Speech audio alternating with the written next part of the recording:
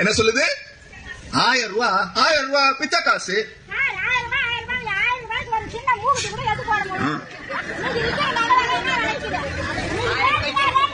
உட்காரு பாரு.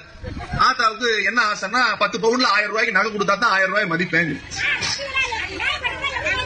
நான் ஒரு விஷயம் சொல்லட்டுமா? உங்க பேர் என்ன? மாலதி. மாலதி அம்மாக்கு 1000 ரூபாய் வருதா? ஒரு நிமிஷம், வருதா? மாசத்துக்கு 1000 ரூபாய். வருஷத்துக்கு எவ்வளவு? வருஷத்துக்கு எவ்வளவு? 12,000. நீங்க என்ன வேலைக்கு போறீங்க? மாசம் எவ்வளவு சம்பாதிக்கிறீங்க? ஒரு நாளைக்கு 300 ரூபாய் அவங்க சம்பாதிக்கிறாங்க. ஒரு நாளைக்கு 300 ரூபாய். 30 நாளைக்கு எவ்வளவு? 9,000 ரூபாய். 9,000 ரூபாய் நீங்க சம்பாதிக்கிறீங்க இல்லையா? ஆமா தானே? ஏன்னா 1000 ரூபாயில வந்து ஸ்லாப் இருக்கு, இவ்வளவுதான் வருமானம் இருக்கணும்னு. நீங்க தான் சொல்றீங்க 9,000 ரூபாய் சம்பாதிக்கிறேன். நாளைக்கு நிப்பாட்டினா என்ன கேட்க கூடாது.